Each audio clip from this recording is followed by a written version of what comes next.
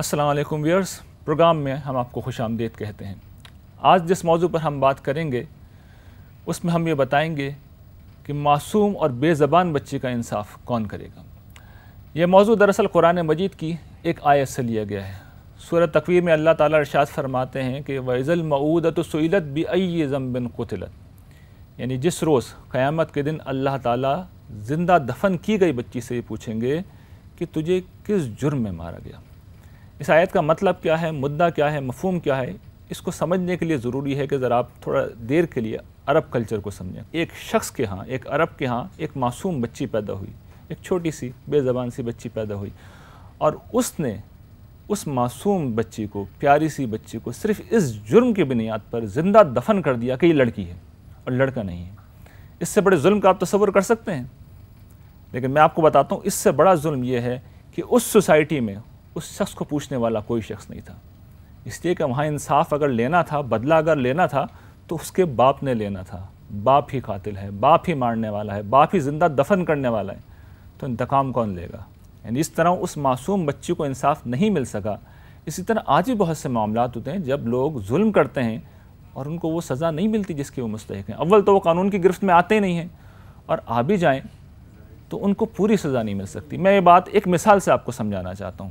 آپ کے علم ہے نا کہ دوسری جنگ عظیم انسانی تاریخ کی سب سے خونی جنگ تھی۔ اس میں کہتے یہ ہیں کہ 7 کروڑ سے زائد لوگ مرے تھے، اور آپ جانتے ہیں اس جنگ کا آغاز، اس کی وجہ کون شخص تھا؟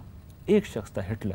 بے وجہ اس نے کبھی ایک ملک پہ حملہ کیا، دوسرے ملک پہ حملہ کیا، جس کے نتیجے میں زبردست قسم کی تباہی پھیلی۔ پوری دنیا، درجنوں ممالک جنگ میں ملوث ہو گئے، اور لاکھوں نہیں کروڑوں معصوم بے گناہ لوگ مارے گئے۔ آپ جانتے ہیں ہٹلر کے ساتھ کیا ہوا؟ جب اتحادی فوجیں برلن کے قریب پہنچی تو اس نے خودکشی کر لی، اس کو سزا بھی نہیں مل سکی۔ 7 کروڑ انسانوں کے قتل کا ذمہ دار شخص کو کوئی سزا نہیں مل سکی۔ کیسی ہے یہ دنیا؟ دل کیا کہتا ہے، ضمیر کیا کہتا ہے، اندر سے کیا آواز آتی ہے؟ انصاف ہونا چاہیے، عدل ہونا چاہیے، عدل کامل ہونا چاہیے، اور ہم دیکھتے ہیں کہ ہو ہی نہیں سکتا۔ یہی معاملہ جزا کا ہے۔ اللہ تعالیٰ کے جو صلحاں ہیں، جو انبیاء ہیں آپ اور رسول ہیں، آپ دیکھیے انہوں نے کتنی قربانیاں دی ہیں۔ رسول اللہ صلی اللہ علیہ وسلم نے جو قربانیاں دی انسانیت کے لیے، ہم اس کے جواب میں آپ کو کیا دے سکیں؟ بس درود و سلام، لیکن آپ کا اجر تو اس سے کہیں بڑھ کے ہے۔ چلیے، رسول اللہ صلی اللہ علیہ وسلم کا معاملہ تو یہ ہے کہ دنیا میں آپ کا بہت کچھ اعتراف ہو گیا۔ میں ایک دوسرے پیغمبر کی مثال دیتا ہوں۔ سیدنا ابراہیم علیہ السلام جو ابو الانبیاء ہیں، 3 امتیں جنہیں اپنا پیشوا مانتے ہیں، آپ جانتے ہیں ان کی زندگی میں ان پہ کتنے لوگ ایمان لائے تھے؟ صرف 3 لوگ ان پہ ایمان لائے تھے۔ ان کا اجر اللہ کے ہاں محفوظ ہے، اللہ تعالیٰ دیں گے۔ میں دنیا کی بات کر رہا ہوں۔ دنیا میں ان عظیم ہستیوں کی کوئی خدمت نہیں ہو سکی، کوئی اجر نہیں ہو سکا۔ تو یہ وہ مسئلہ ہے جو ہمارے جب سامنے آتا ہے تو ہمارا دل یہ کہتا ہے، ہماری فطرت یہ کہتی ہے کہ ایک روز آئے گا جب عدل کامل ہونا چاہیے، اور قرآن مجید ہمیں یاد دہانی کراتا ہے، یقین دہانی کراتا ہے کہ وہ دن آئے گا، اس کے آنے میں کوئی شک نہیں، جب انصاف ہوگا، اور اس درجے میں ہوگا کہ ایک معصوم بچی جس کے باپ نے اسے زندہ گاڑ دیا تھا، جس کے ولی و وارث نے اسے مار دیا تھا، جس کا انصاف لینے والا کوئی نہیں تھا، اس کو بھی پروردگار عالم انصاف دلائے گا، اور اس طرح دلائے گا کہ اس مردہ بچی کو زندہ کیا جائے گا، اور اس سے پوچھا جائے گا کہ یہ بتا کہ تجھے کس جرم کے اندر مارا گیا۔ یہ ہماری آج کی گفتگو تھی۔ اس کے حوالے سے اب کوئی سوال اگر آپ کے ذہنوں میں ہے تو آپ کر سکتے ہیں۔ یوسفی صاحب، آپ سے سوال یہ تھا، جس زمانے کا آپ نے ذکر کیا پری اسلامک عربیہ میں، جس کو جاہلیہ کا قرار دیا گیا ہے، اس میں لڑکیاں پیدا ہوتی تھیں، انہیں زندہ گاڑ دیا جاتا تھا۔ ہمارے آج کے معاشرے میں لڑکیوں کو پیدا ہونے پر زندہ گاڑا نہیں جاتا، مگر ایک ڈسکرمنیشن پھر بھی واضح ہے کہ کوئی خاص خوشی کا موقع نہیں ہوتا، بلکہ لوگ اس کا غم مناتے ہیں، سوگ مناتے ہیں۔ تو معاشرے سے ایسی سوچ کو کیسے ختم کیا جائے؟ یہ جی بالکل صحیح بات کی طرف آپ نے توجہ دلائی ہے۔ یہ ہمارا المیہ ہے کہ ابھی بھی خواتین کے متعلق ہمارا بہت سے گروہوں کا، سب کا تو شاید نہیں، لیکن دیہی علاقوں میں یہی طرز عمل ہے۔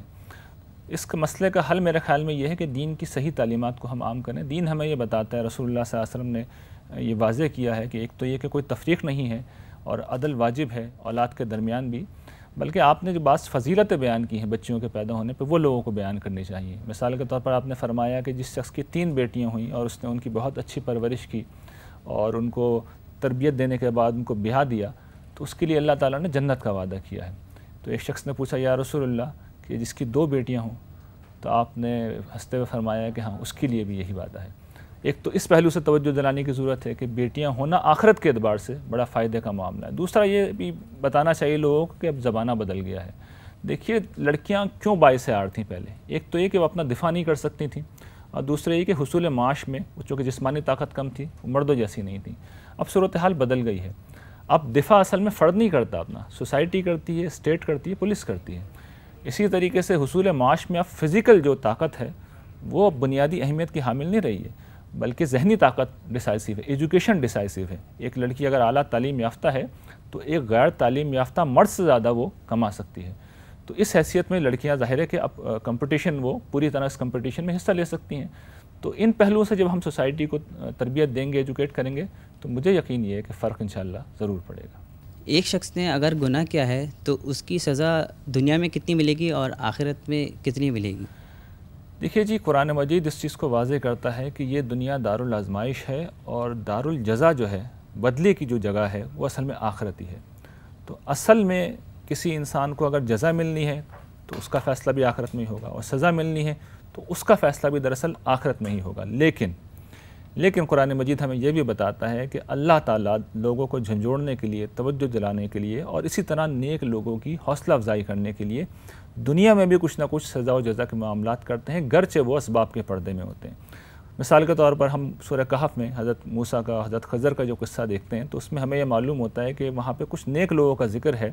ایک شخص تھا جس کی اولاد یتیم ہو گئی، یعنی اس کا انتقال ہو گیا، اور اس نے کچھ خزانہ ان کے لیے گاڑا تھا۔ تو اللہ تعالیٰ حضرت خضر کو بھیجتے ہیں، وہ اس گھر کی گرتی ہوئی دیوار کو دوبارہ تعمیر کرتے ہیں تاکہ اس نیک اور صالح شخص کے بچے، یتیم بچے بے آسرا نہ ہو جائیں، وہ خزانہ دوسرے لوگ نہ لے کے چلے جائیں۔ تو اللہ تعالیٰ نیک و صالحین کی، نیک لوگوں کی، صالحین کی اس دنیا میں بھی مدد کرتے ہیں، اور آخرت میں تو یقیناً کریں گے۔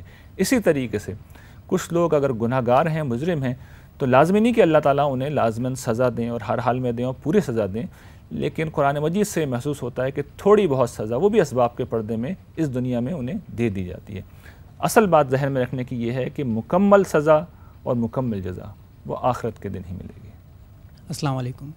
میرا سوال یہ ہے کہ دنیا میں بہت سے لوگ مجبوری کی وجہ سے گناہ کی زندگی گزارنے پر مجبور ہوتے ہیں، کیا ایسے لوگوں کو سزا ملے گی، اور ایسے لوگوں کو کیوں سزا ملنی چاہیے جبکہ وہ حالات کی وجہ سے ایسا کرنے پہ مجبور ہیں؟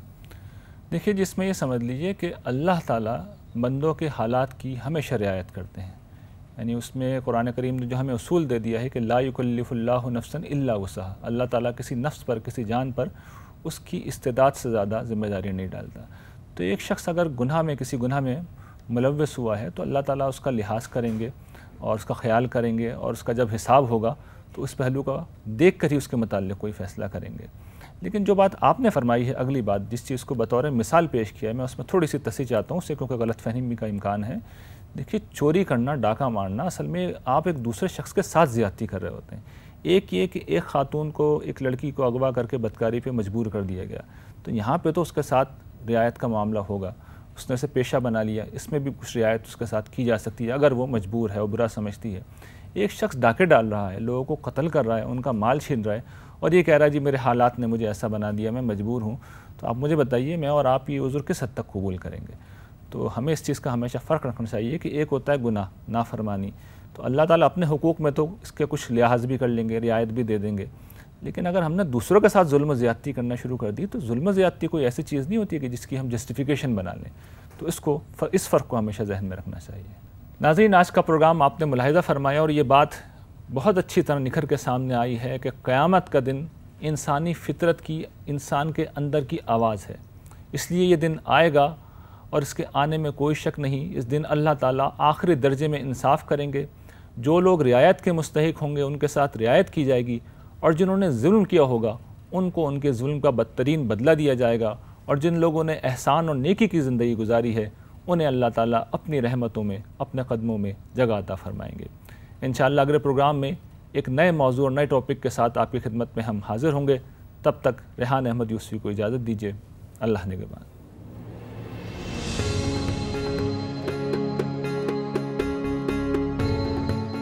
آج کا سوال: اسلام کے سب سے پہلے شہید کون تھے؟ 1.